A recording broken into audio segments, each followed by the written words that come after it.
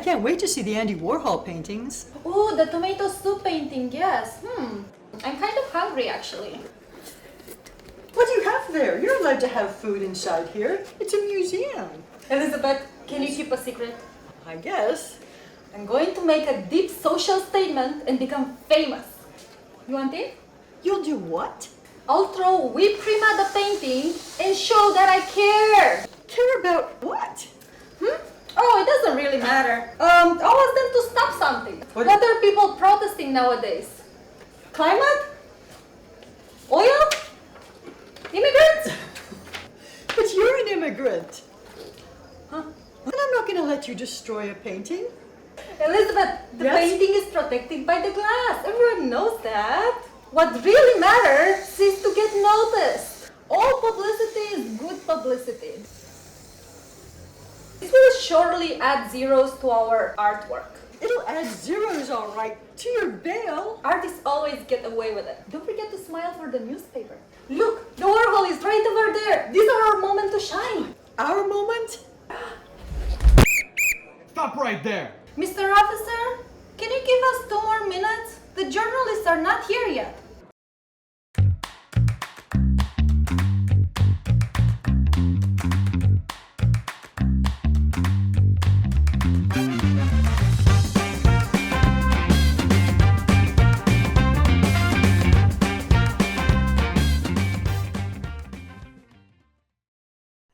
Hi, welcome to Art Adventures. I'm Elizabeth Whelan. And I'm Adriana Eftimie, and today we're talking about destruction of art. From paintings to sculptures to buildings and cultural sites, we have lost significant cultural work over the centuries. Elizabeth, why does art get destroyed? Well, here we are with another drastic art topic. There are so many. Throughout time, art has been one of the few means of transmitting information from one generation to another about who we are and what's important to us. So not only does the destruction of art rob future humans of this connection to our ancestors, it also steals from the people and artists who created and enjoyed the work originally, and it renders their voices mute. So as you can imagine, we have some thoughts about the destruction of art.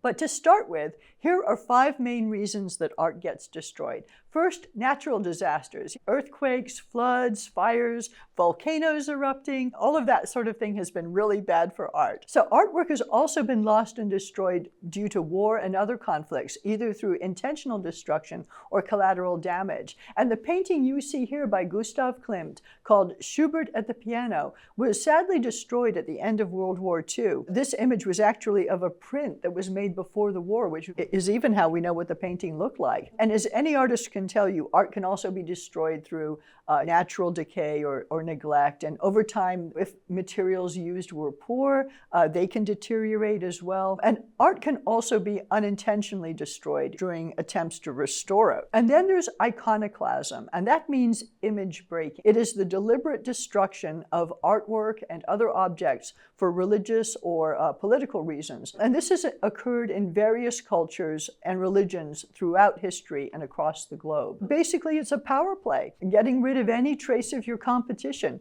One group wants their symbolism and narrative to replace another's. What better way to start than trying to erase a culture's collective memory of what has gone before? Although this move almost always fails in the long run, a lot of beautiful art, writing, and architecture gets destroyed in the process.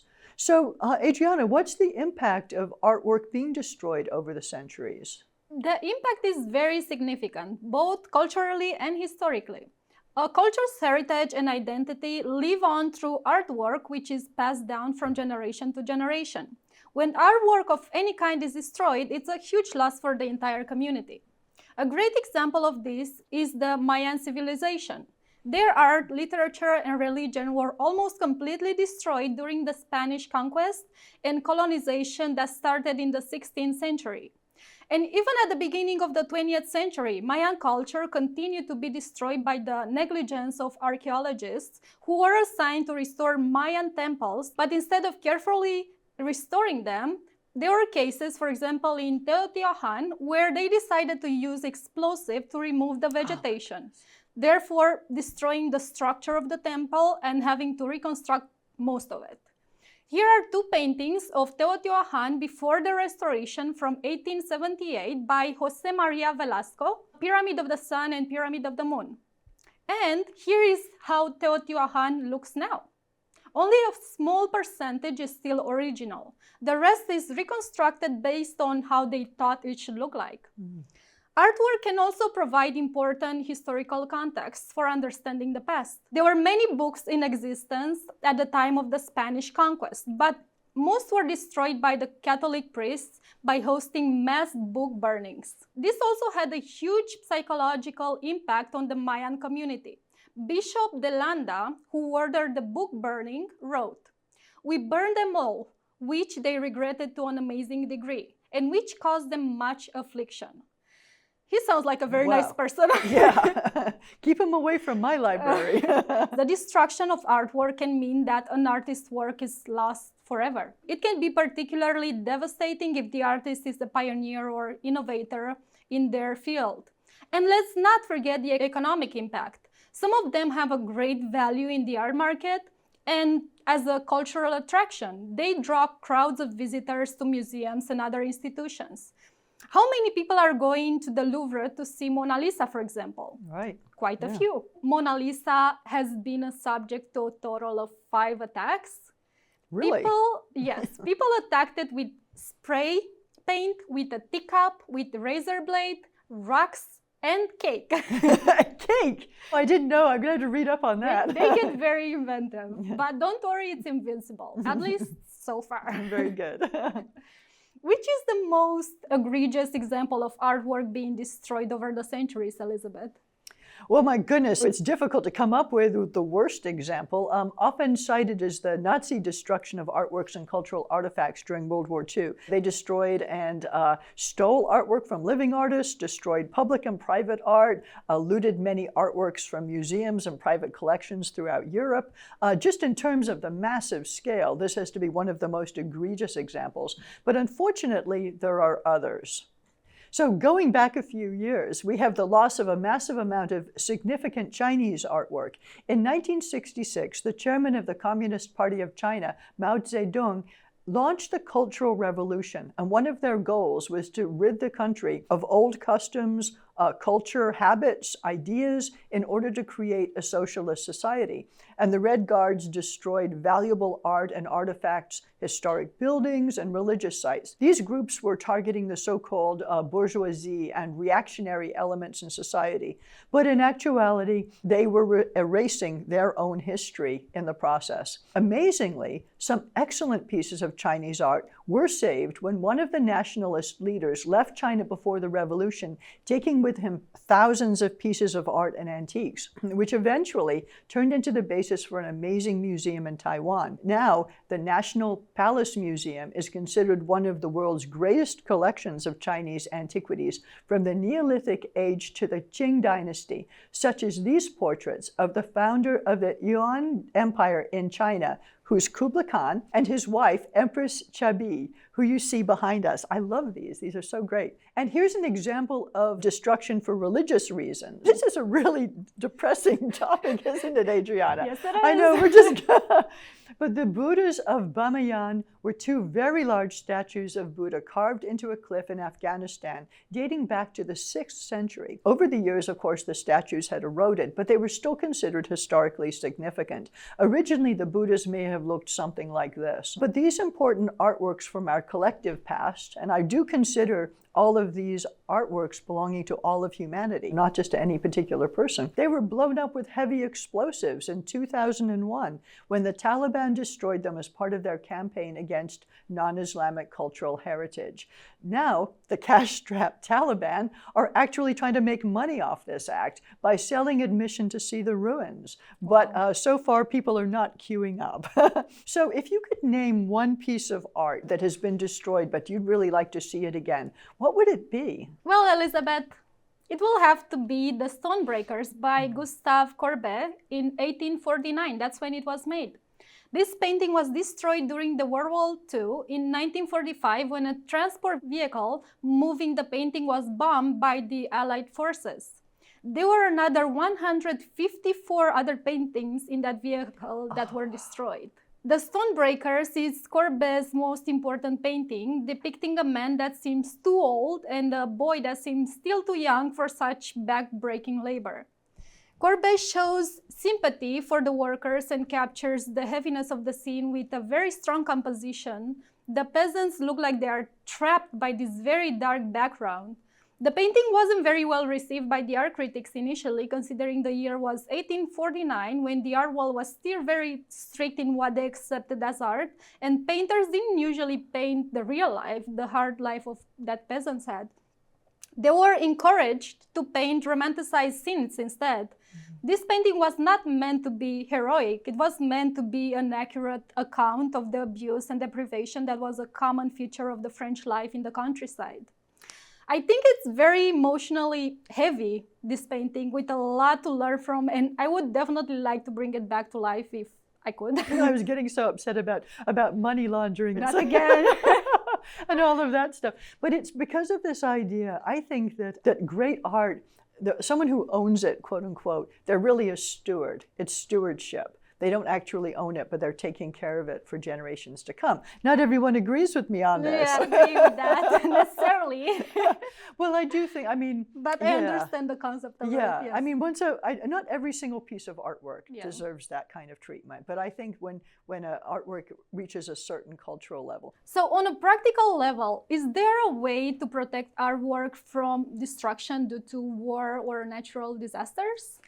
Well, there are several ways to protect artwork, and I want to honor first those people who have taken the care and the time to protect this human legacy, often at the cost of their lives. So one way to protect artwork from destruction is to relocate it during times of conflict or natural disasters. A lot of museums have evacuation plans for the artwork as well as the people. But this is not possible for large sculptures, really large paintings sometimes, or buildings, and there may not be time to save the complete collection. So one hero of mine who died defending antiquities during times of war was Khalid al-Asaad, the retired chief of antiquities for the ancient city of Palmyra, which lies about 134 miles north of Damascus in Syria. And in 2015, Khalid al-Asaad was beheaded by the Islamic State after weeks of interrogation, where he never gave up the location of Syria's hidden archaeological treasures. Oh, wow.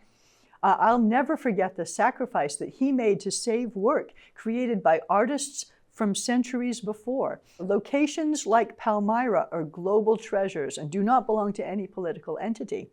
So Palmyra, the city of palms, was built around an oasis and was one of the most important trade and cultural centers of the ancient world. So here is what the triumphal arch in Palmyra used to look like before its destruction in 2015. And may it be brought back to its former glory in the future. So we've spoken before about theft and looting, and this is probably why the terrorist group wanted to get the information, because they wanted to be able to sell these artifacts to get money. Mm-hmm. This is talking about artwork that's sort of out there around the world. Artwork has been attacked in museums over the years as well. And can you tell me about maybe several instances of that? Oh, yes. Not even the ones in museum can get any piece. Exactly. And I think lately it has happened even more. People travel more and they have access to museums, right? And most of them, for some reason, think it's a great idea to attract attention from the media on hot issues like oil, climate change, or just their own persona. But the attacks go way back. In 1974, a woman entered Louvre Museum in Paris and attacked the painting Liberty Leading the People by Eugene Delacroix with a spray can of red paint. The 28-year-old told the police that she wrote AE911 with a permanent marker on the painting. Oh my God. Sorry. To draw attention to an organization that appeared to believe the 9/11 attacks were just a conspiracy. Oh my goodness. Yep. That makes it even worse. The painting was damaged, but it was later restored. Oh, good. Another attack, but for different reasons, happened in 2012 when Vladimir Umanets defaced the painting with black paint by Rothko titled Black on Maroon in Tate Modern Museum. His addition to the painting included his name and the number 12, followed by the sentence, a potential piece of yellowism. Uh, he didn't think he did anything wrong, though. On the contrary, he thought he added value to the work. Oh my goodness. The marker caused a deep wound on the painting, taking the restorers almost 2 years to fix it and bring it back to the museum. Wow. But guess what? What? That's how long he spent in prison. Oh my 2 years. goodness. That's incredible. And one last example in 2022 at London's National Gallery, when climate protesters threw tomato soup at Van Gogh's sunflowers and then glued their hands to the wall. The whole video is on YouTube. You should go watch it. I am going to. The soup splashed across the glass covering the painting and its frame. The gallery said there is some minor damage to the frame, but the painting is unharmed. What do you think about the climate change protesters throwing soup at the painting, Elizabeth? I hate it. I think it's a mindless indulgence by people puffed up on their own sense of self-importance. I mean, just like this guy who thought he was adding value to a painting. I don't think anything of the sort. Throwing cans of paint at paintings is a form of vandalism which can cause permanent damage to the artwork. While protesting is a legitimate form of this speech, damaging or destroying property, including art, is not an acceptable form of protest, in my opinion. And such actions, they undermine the credibility and the effectiveness of the climate change movement or whatever the issue is that's being protested. Yeah, I agree with you. I say it's absurd. I understand the reasoning, not the reasoning to throw soup at the painting, but the reasoning, that they want to change the climate issue. But I think there are smarter ways to do it, right? So my question is, how do you think it will make a better place, the world a better place, by destroying what makes it beautiful, the art? How does that make sense? Exactly, and I think that all of this energy that is put to make these media stunts, if it was put to actually creating real change and dealing with whatever the problems are, the industries that are causing the problems with climate change or whatever it happens to be, that would be time much better spent. So yeah, I'd say that we definitely have opinions on that. And just the fact that an artwork is covered up with glass, to me, is not enough. So way before our current breed of protester damaging art, religious fervor was certainly a prime offender. So what is the most damaging destruction of art that has been caused by religious fervor over the years? The most damaging one, it will be the iconoclasm during the Byzantine Empire between 1730 and 1843, when the Emperor Leo III prohibited the production of religious images representing Jesus or any other saints, and ordered the existing ones to be destroyed. Wow. Right before Leo III's decision, there was a huge submarine volcano eruption which caused a tsunami and great loss of life. And it is believed that probably Leo III interpreted this as a judgment on the empire by God and decided that the use of icons was the problem. Oh yeah, it's always the art. It wouldn't have been anything he did. No. He was also motivated by an old covenant interpretation of the 10 Commandments, which forbade the making and worshipping of graven images. Oh, right. This led to a prosecution of icon venerators. Icons were an important part of the Byzantine Christian church. They were venerated in churches, public places, everywhere. They were often believed to have protective properties. And I think even today, right, in some churches, they still believe that. The only religious symbol allowed was the cross. The history of destroyed art is somehow a testament of the power of these images, right? Because if they didn't believe in their power, then why would they burn it? Oh, right. But venerating paintings of the emperor was fine. he was okay with that. Why am I not surprised? But let's talk about artists for a moment. Has an artist ever gone into a museum to destroy their own work? I imagine a number have wanted to. But yeah, one well-known example is the artist Gustav Metzger, who in the 1960s first demonstrated his techniques of auto-destruction by spraying acid onto nylon cloths, and that triggered a process of disintegration over time, and it left a little bit more than a bag of scraps to be put on as part of the display. So Metzger's act of vandalism was performance art of a sort, and was meant to draw attention to the impermanence impermanence and ephemerality of art. But hilariously, in 2004, a cleaner at the Tate Britain Museum cleaned up the trash pack of bits that was part of the Metzger display. And I'm not surprised, quite frankly. And I've got a couple more cleaner stories. Yes, please.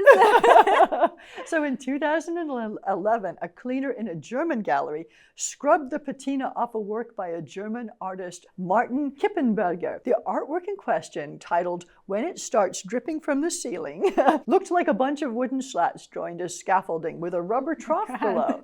In the trough, Kippenberger had added paint that was supposed to look like rainwater, but evidently the cleaner did not agree and scrubbed it all out. Supposedly, the piece was worth $880,000, but quite frankly, I'm on the cleaner's side on this. I'm not so sure about that. So another cleaner removed an entire installation of Damien Hirst's work.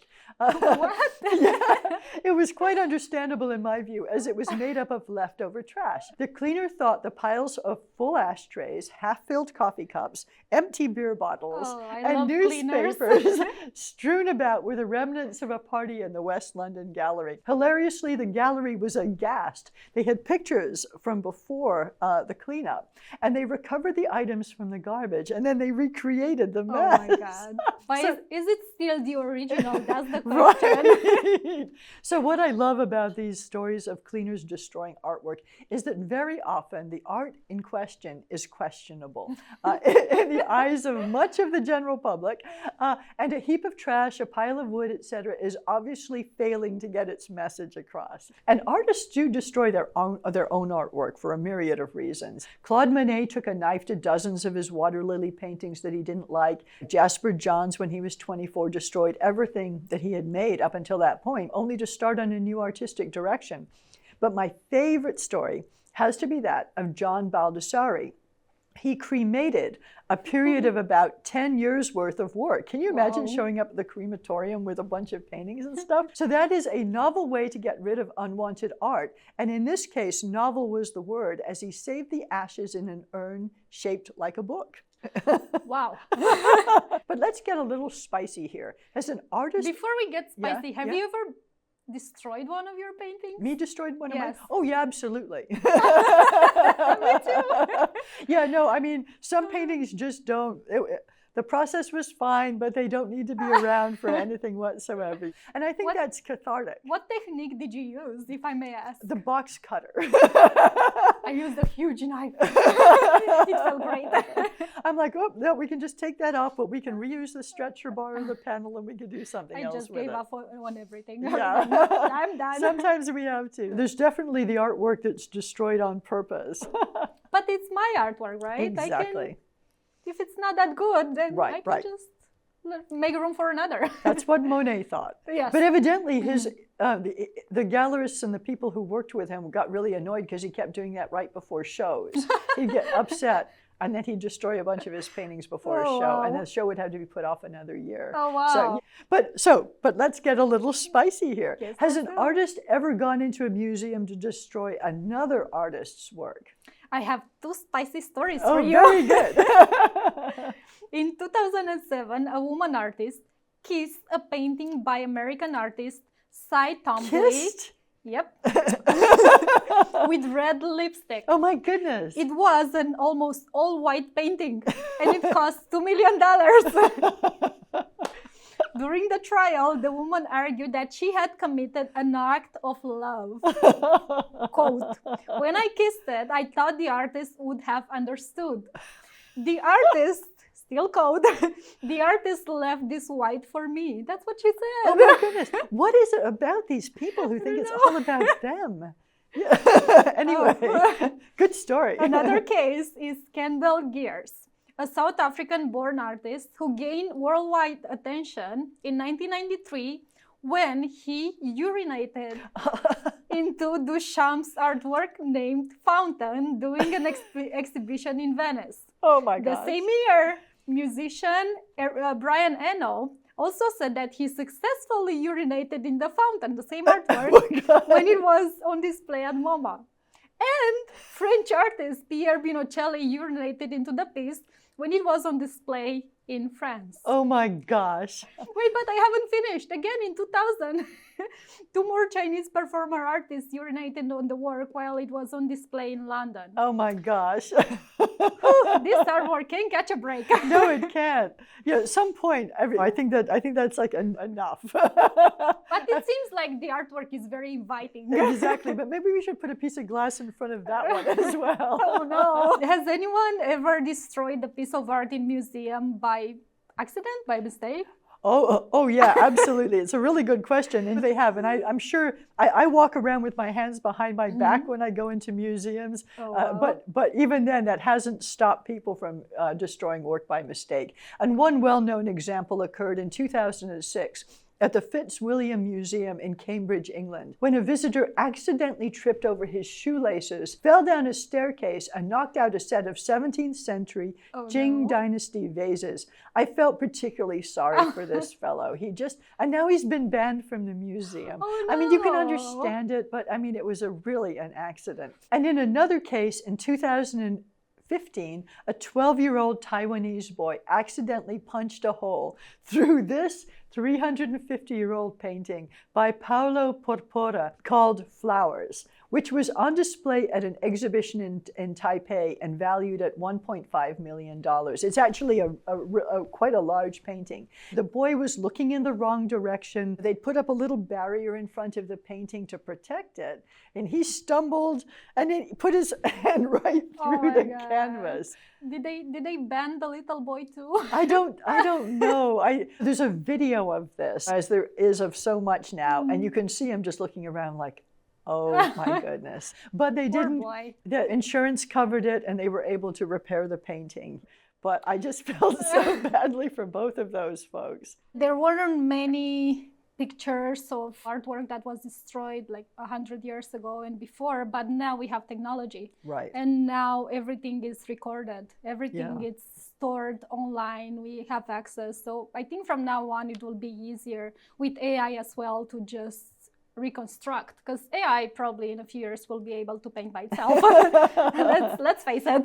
Well, that's interesting. That is a role, isn't it, for AI to create artworks that are otherwise destroyed. So maybe that's a good thing. All right, so to end on a more hopeful note, this is a really good reason to get out there and see some artwork. And if you want to learn more about what we talked about today and more books, movies, recommendations, you can go to our website, artadventures-tv.com, and you'll find everything there.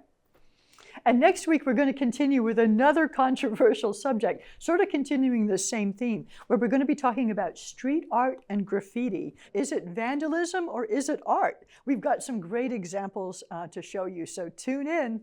Can't wait. Bye. Bye.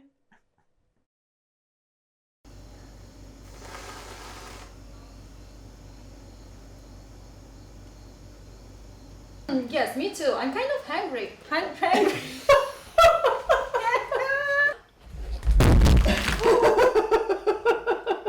I did not Tasted it. This is really good whipped cream. Stop eating the whipped cream. Okay.